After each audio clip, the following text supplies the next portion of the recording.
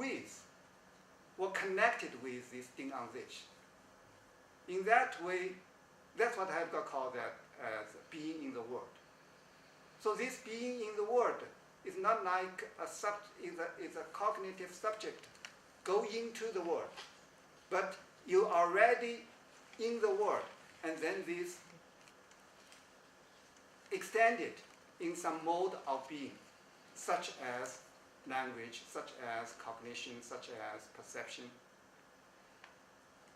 So then I would say, that's what I call when Heidegger called the das Nichts, Nichtet, is that das Nichts show itself, manifest itself through the way of our saying, our language, of negation or affirmation.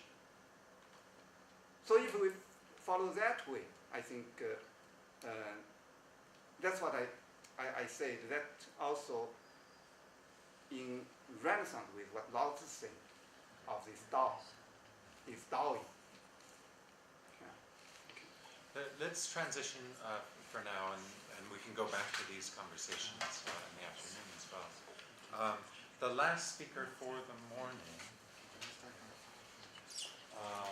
and then we'll have lunch after this, Dr. Sabina Lenore Müller from the University of Leipzig, and she was with us in Macau before earlier. The talk she's going to give, Wird euch langsam namenlos im Munde. Are things becoming nameless in your mouth?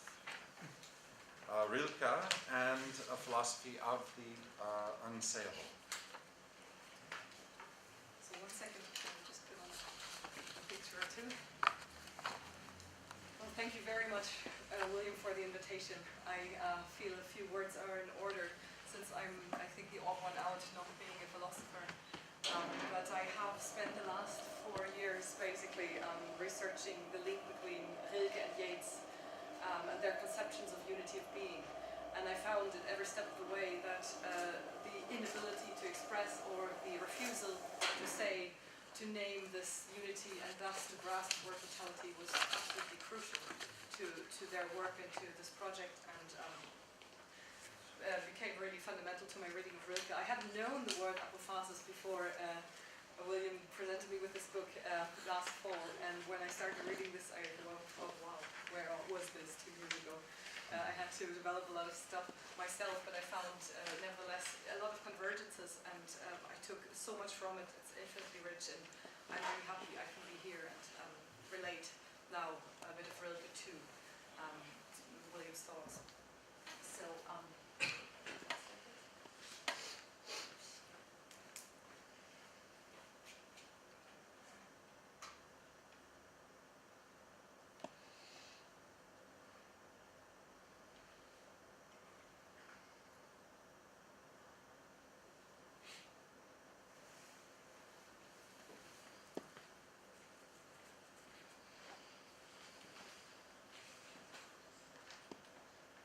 So the first chapter of The Philosophy of the Unsayable invites us in with the observation that those who speak about what cannot be said, paradoxically, cannot keep it short. I hope I can. In exchange for receiving the book, again, I gave William my thesis, and we started discussing this topic, and I will try to follow basically chapter 2 in the hollow of Pan's pipe, and a few of its hypotheses, and related to Rilkean notions. If it is true, as the preface claims, that any verbal expression of the unsayable cannot but share in the gratuitous creative nature of literary expression, or in other words, that philosophy at this point necessarily becomes literary, I would like to also suggest that exactly at this point, encountering the unsayable, literature in turn becomes philosophical. And the two, each in their own way, are expressing an inextricable coalescence, as it is stated on page 3 of the preface. Especially poetry, and most certainly Rilke's, offers us a philosophy in its own medial embodiment. As the title image of my thesis suggests, we move away from Archibaldo here. Okay, sorry. Well, it doesn't matter. I have on the title of my thesis, I have a picture taken from Hieronymus Bosch's Garden of Earthly Delights. And you have a little head of an owl coming out of an eggshell and underneath human limbs performing a dance. So this unity of the human, of the non-human, and the animal, and also the shell, the immaterial form of nature. So the unity of being is the name that Yeats chooses for it. It is the attempt to describe the incapability to articulate differences between the organic and the inorganic, humanity and animality, culture and nature, being and non-being. At the same time, it is a poet's professional hazard to become addicted to the very pursuit of approaching in language the inarticulable and shays a totality which infinitely escapes articulation. The proposition that there is a unity or a pure relation, as Rilke calls it, reiner Bezug, that is integral and prior to any articulation of difference and separateness, paradoxically can only, if ever, come to consciousness through failing acts of articulation. Rilke's Welsh contemporary, with whom he is rightly often compared, Dylan Thomas, expresses it as follows. The force that through the green fuse drives the flower drives my green age, that blasts the roots of trees is my destroyer, and I am dumb to tell the crooked rose my youth is bent by the same wintry fever. The force that drives the water through the rocks drives my red blood, that dries the mouthing streams turns mine to wax, and I am dumb to mouth and to my veins, how at the mountain spring the same mouth sucks. And it goes on, and I'm dumb to tell the hanging man how of my clay is made the hangman's line. I'm dumb to tell the heavens how time is ticked around the stars. So he goes on to say, I cannot say. So what the speaker insists he's incapable of articulating is the ontological mystery of non-difference between humans and their environment. The enunciative self's life and death. The ambivalence of being dumb to tell can be read as either meaning I'm not fit or capable of telling, or I'm rather stupid in even attempting to tell. The formal reading possibly suggests itself more readily, acknowledging an incapability to start meaningful discourse with one's own veins, with the dead, and with the elements. This is the starting point of modernist environmental poetic ontology, I would say, which finds itself incapable of formulating man anthropocentrically, of holding our cognitive linguistic registers capable of capturing any crucial and intrinsically sustaining boundary of our being. The poetic profession of the inability to speak confronts speech with its environmental conditions, breath and oxygen, articulators made of organic tissue and inorganic elements, the page that still residually is a tree, and the printed word, of which and to which no one in this present company will be able to tell what the ink consists of, and the place where it came from, and who obtained it for the benefit of our discourse today. The medium remains obscure beneath the message we oblige it to deliver. David Abram, in Becoming Animal, reminds us that continuities between language and the environment. Oral language gusts through us, our sounded phrases borne by the same air that nourishes the cedar and swells the cumulus cloud. Laid out and immobilized on the flat surface, our words tend to forget that they are sustained by this wind-swept earth. They begin to imagine that their primary task is to provide a representation of the world as though they were outside of and not really part of this world. Rilke quite vehemently opposes representation and decides for the transformative and performative notion of the symbol. He reads the Romantics, of course, but he doesn't share, for example, Schlegel's conviction that the poet is required to find the key and solve the mystery, or speaking Eichendorff's magic word and make all nature sing. Sascha Löwenstein has to be followed when he sees a difference between Rilke and the Romantics there, and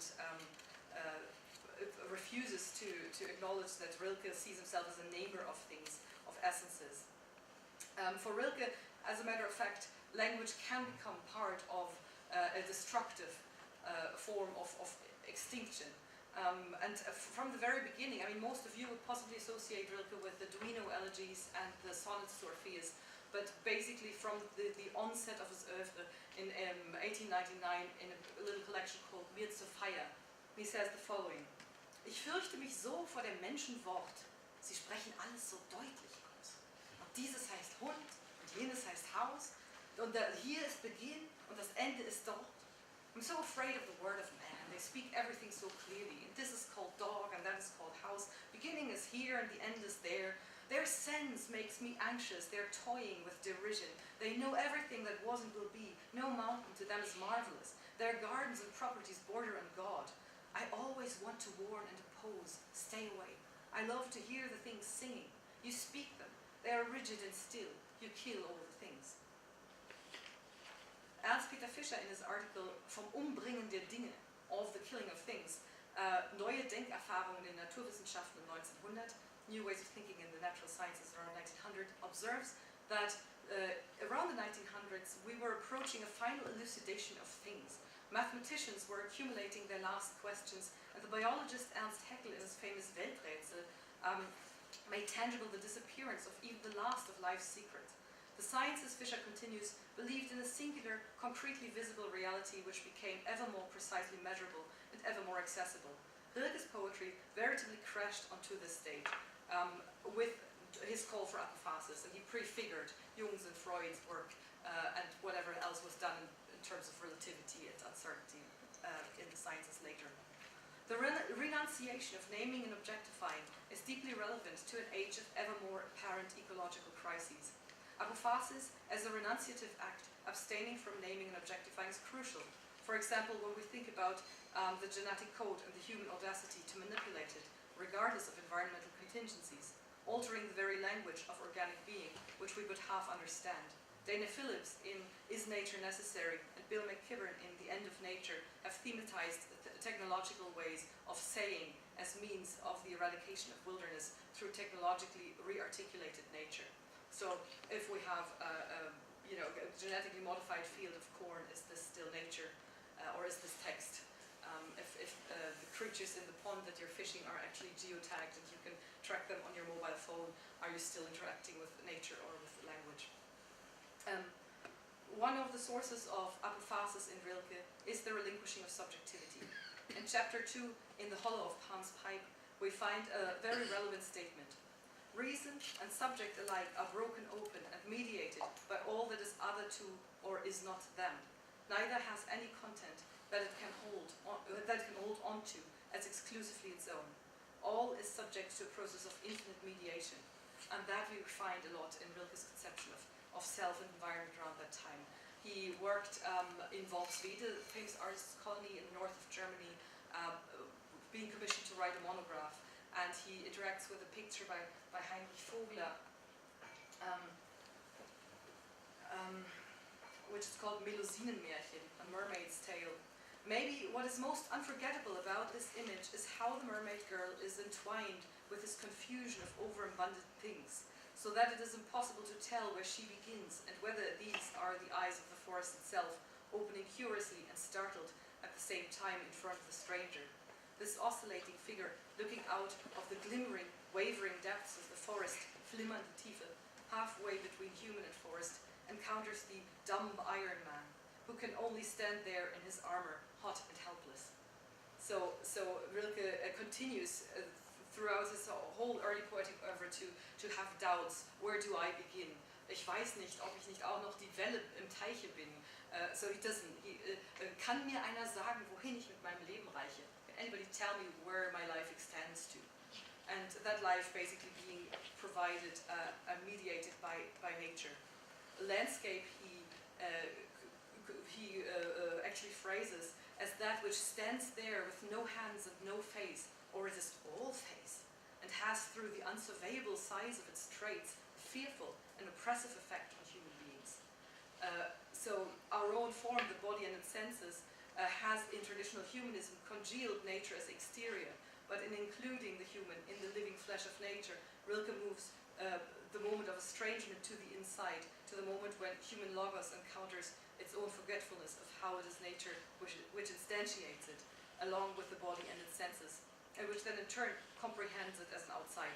So the unsurveyable and lastly untraceable, all face, has a fearful effect. Or to return to the hollow of Pan's pipe, here the apophatic emerges in the belief that something else is going on below the level of what logos can account for on its own self-conscious terms, and that this is manifest in Logos itself, most tellingly in its tripping up or being spooked.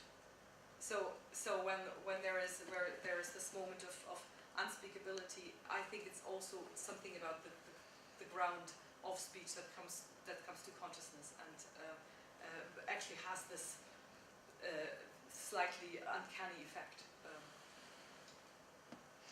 So this being spooked, I would like to read as a realization of the agency of another and the sight of self with Merleau-Ponty, who in Les Visibles et l'Invisible in 1968 challenges the forgetting of the expressive depths of nature. He insists that the things have us, and that it is not we who have the things, that it is being who speaks within us, not we who speak of being. This language itself is not human alone. It is the very voice of the trees, the waves, and the forests. So there, I think this is one of the origins, possibly, where in not speaking, language comes to this realization, or the speaker comes to this realization. The same, to try to be quick, happens with with Rilke and the animals. There's one poem he writes at the outbreak of the war. When the First World War breaks out, he basically enters a crisis. He cannot write for 10 years. And the Duino elegies are sort of conceived during that time, but never in a finite form. The finite form he gives them in 1921, when he is at the castle at Museau, actually, and receives them and the sonnets to Orpheus in a veritable storm of inspiration. Rilke was a medium who perceived himself surrounded by the dead for most of his life, and even collects a short collection that he doesn't attribute to himself, because he said a man in 18th century garb gave it to him. And the sonnets to Orpheus definitely came in a storm of some inspiration. So, but before the outbreak of World War I, he was in deep crisis, and he felt the tension building, and he felt himself unable to speak. Can nobody prevent and halt it? Why aren't there a few, 3, 5, 10, standing together and screaming on the places enough, and are being shot, and at least gave their lives to that, so that it be enough? Why isn't there one who can't bear it any longer? If he screamed only one night through, in the midst of this untrue city, obscured in flags, how many are holding back this scream with effort? Or am I wrong? Are there not many who could scream like that? That I don't understand humans, am no human, and have nothing in common with them. So at the same time he composes, at the same time where he writes this, he composes a poem, Gesicht, mein Gesicht, and it starts like this: darkness, my darkness, here I stand with you, and all passes by on the outside, and I wish I grew a voice like an animal's, one single cry for all, because what of the number of words, they come and flee. When a bird's sound, many 1,000 times screamed and screamed again, magnifies a tiny heart, making it one with the heart of the air, with the heart of the grove. So he actually prefers the animal voice. And Giorgio Agamben views the relation between phone and logos, a parallel to the distinction between bare life in the polis, bare life and political life. The metaphysical definition of man as the living being who has language.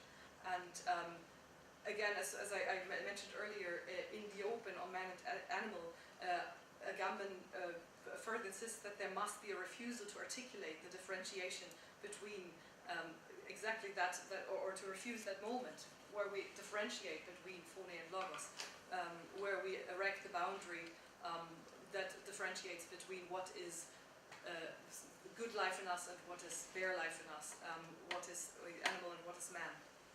And Rilke's decision to abstain from drawing a boundary between humanity and the environment, his call for a pure animal cry, must be understood in what, in the philosophy of the unsayable, is defined, referring to Dante as transhumanar, as or transhumanizing, radically other to itself, not excluding potentially even divinity, certainly not excluding the animal, within any single static category such as the human.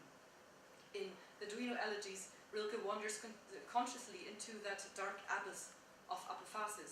But who, if I screamed, heard me among the orders of the angels? So the angel being, this towering, furchtbare Leuchtkraft des Seins, terrible radiating force of being.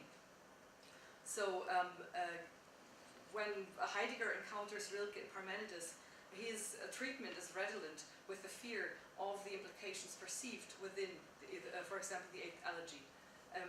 This fear articulates itself in a footnote where he asks, for Rilke, human consciousness, reason, logos, is precisely the limitation that makes man less potent than the animal. Are we then supposed to turn into animals? And I think, again, in the Ignoscere, this Sabbath of man and animal that Agamben proposes, we could find an answer to that question. No, but maybe just to refuse to enunciate these clear-cut differences. Rilke keeps the open strictly reserved for children, the dying, and the animals. So it's not, the open is nothing that's not available to humans, but the creature is sort of privileged. Mit allen Augen sieht die Kreatur das Offene. Creature views the open. We, through socialization, culture, are turned away from it. But creature sweeps away from us, refuses to be humanly grasped. As a crack runs through a cup, the trace of the bat rips through the porcelain of the evening. Rilke's bat breaks this homely horizon also of 19th century metaphysics with its uncanny, uncertain and unsettling presence. Peter Atherton calls it a hemorrhage of intelligibility and meaning. So the animal has this kind of significance for him. And just to mention it briefly, in his middle phase, when he writes the Book of Hours, the Stundenbuch, he approaches also the divine in this manner. That which is in a way inexpressible but not transcendent. He insists, and up to the point of the duinoelegies, there is no need for an angel. God is everywhere. The Stundenbuch's main task or main project is to radically eradicate any form of delimitation of the sacred. The divine is basically everything, from the dog to the tree to the stone, from meaningless to worthy, from any form of object. The divine is posited as something that cannot be owned, that insists in a way in self-giving. And I think kenosis, to me, occurred to be the term that fits closest to the project that Rilke there is attempting. The truth of this kenosis of God, Hans Urs von Balthasar writes, is hidden from the rational mind, resides in mystery and concealment. The fact that the God of plenitude has poured himself out, not only into creation, but emptied himself into the modalities of an existence determined by sin, corrupted by death, and alienated from God. This is the concealment that appears in his self-revelation. This is the ungraspability of God, which becomes graspable because it is grasped. But how? Was the question. And Rilke tries to phrase the divine in total destitution and in this poverty. You are the poor one, he says. You are the destitute. You're the stone that has no sight. You are the thrown-away leper who walks outside the city with a claptrap. And you are poor, like spring rain falling blissfully on city roofs, and as a wish when held by prisoners inside a cell, infinitely without world. And as the sufferers, which shift themselves and are happy, as flowers on rail tracks, so sad poor in the insane wind of travelling, and as the hand into which one cries, so poor. And what are birds against you which are cold? What is a dog that did not feed for days? And what against you is the loss of self, the long still being sad of animals who were forgotten as captives? You are the deep destitute, the beggar with a hidden face, poverty's grey rose, the infinite metamorphosis of gold into sunlight. You are the quiet unhoused, who did not re-enter the world, too great and heavy for demand and need. You howl in the storm. You are the harp at which each player shatters.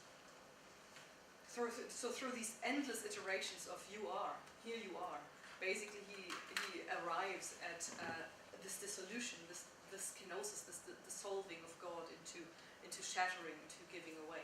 And finally, the moment of art, the player which shatters with a song. And here I come to a conclusion, because when we come to the sonnets to Orpheus, which are in a way a consummation of this very idea of giving yourself radically away. Orpheus is the infinite trace, the god that sort of insists only in his own sort of eradication we find that the artist can only paradoxically, ring and shatter and resounding, be a glass that shatters and resounding. Rilke posits in the Sonnets to Orpheus these very impossible imperatives. Everything: be, dance, say, and really what's going on is, I think, just to read you this, I'm sorry. So Rilke's imperatives ask the impossible. Be a glass that shatters and resounding, for example. Be at the crossroad of the sense at the crossroad of your senses, the sense of their encounter. How am I doing this? Alan Watts, in Beyond Theology, The Art of Godmanship, understands the biblical commandments as upaya, or holy cunning, leading the believer who tries to fulfill them to self-consciousness. God's first and greatest commandment, he says, is to tell the sons of Adam to persist as hard as they can in the primal sin of trying to control spontaneity. Thou shalt love. Thou shalt be artificially natural. Thou shalt try not to try. Thou shalt willfully give up thine own will. Thou shalt attempt for the next 5 minutes not to think of a green elephant. To come back to the humor. Presumably then, the Lord believes, with William Blake, that the fool who persists in this folly will become wise. The situation is in sum that I must surrender myself, but I cannot possibly do so. This is the apex of the discipline of self-consciousness. I think that Rilke really gives us a little bit of an exercise in this coming to self-consciousness. While I cannot consciously be a glass that shatters and resounding, but if I think about the act of consummating artistic speech, for example, maybe I realize that I already am. So these are the things he points us to. And to come to the title poem, and also here the closing remark, Orpheus sort of is insisting in musical performance, but also in physical being. From the image of the corporeality of the grave, Rilke turns to the corporeality of the temple. The animal body becomes a site of the profanation of the divine, a moving, breathing animal with quivering pillars. He actually puts it that way. Rilke understands the transmigration of atoms already as speech. In Sonnet 13, whatever we eat already speaks. Full apple, pear, banana, gooseberry, all this speaks, death and life into the mouth. I intuit, read it from a child's face. When it in tasking finds them, this comes from afar. Are you feeling? Are things becoming nameless in your mouth? Where words were, discoveries flow, surprisedly freed from the fruit flesh. Dare to say what you call apple. This sweetness, at first condensing to become in tasting silently erected, clear, wakeful and transparent, ambiguous, sunny and earthly, homely, all experience, sensation, joy, gigantic. So language from the atoms of the fruit comes to communicate the fruit into the mouth, not to become intelligible, but to become transformed into self, process which can only be intimated or guessed. So how does the apple turn into ourselves? The living presence of the fruit is transfigured in the process of being deciphered into taste, and then into the atoms of the body. We can only read it from the child's face. We cannot directly speak it. There is no direct reception of intentional message, only a witnessing. The uncanny chiasm of namelessness inside and the uncanny chiasm of namelessness inside emerges from this actual experience of unity of being, in which that which we otherwise name apple becomes us. So, to close again and return to the philosophy of the unsayable, perhaps only in philosophy, in fact primarily only in academic philosophy, has metaphysics been interpreted narrowly as a deductive system and without regard for its elusive and largely poetical power of vision, and for its suggestion of a beyond of all logos, a beyond in which something more dumb and naked is revealed. This something, like physis in early Greek thinking, is newborn, yet not completely severed from the womb, or yet articulated, but rather natura naturans, nature in its emergence. So, that's my contribution. Thank you so much.